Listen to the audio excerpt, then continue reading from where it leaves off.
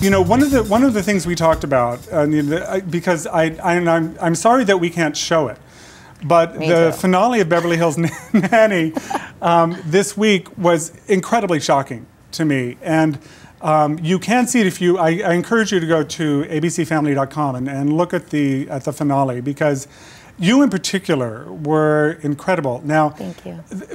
What happened, and we talked about talking about this, because I know you're okay that we talk about this. Absolutely. That I have actually never seen anybody called ugly on national television.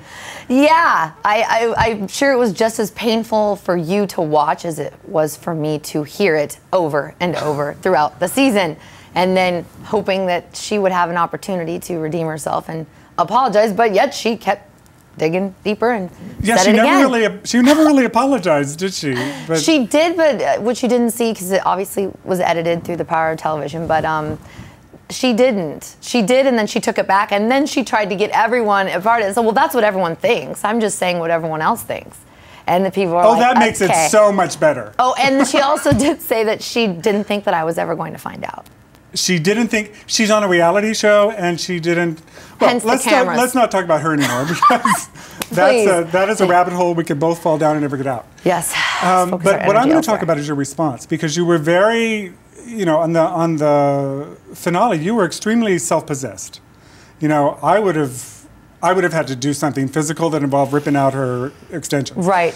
But I was really impressed with how you were able to just manage your facial expressions. And what were you thinking when that was going on? I have to be honest with you. I mean, I did have quite a bit of anxiety throughout the season. And the night before the finale, I knew we had 15 hours of shooting ahead of us. And so I actually had my healer come over and put me in a really positive place and line up my chakras and meditate. And I had incense in my trailer and my crystals and was playing like really Zen music. I mean, I was really going in with the intention of being in my body, and no matter what was said and what was done, I was not going to react and give them any more of my energy. I had given them enough of my energy. Right. At that point, I wanted to be a positive role model for all the boys and girls and adults out there that do receive this awful behavior. Then in the midst of chaos, you can be the calm in the storm, and you don't have to make sense of crazy, because it's impossible. It's a horrible kind of bullying. It's an emotional bullying that's really, I mean, kids get these information really early on. I mean, do you recall ever having this kind of bullying go on with you when you were a kid? Bullying is not a new subject to me. I mean, being bullied in middle school, being bullied in high school, even being a cheerleader, believe it or not, there were still bullies on me as well. So, you know, some bullies never grow up, and we can see on a national television show, they just turn into angry, jealous adults, and you can choose to feed into it, or you got to consider the source, you know? Well, the beauty bullies can seem like they're, you know, everywhere at some point. Well, I'm going to be honest with you. 5 years ago, I would have settled it with this. Right. I would have settled it verbally, and I would have retaliated, and I probably would have done something that wouldn't have brought out the best in me.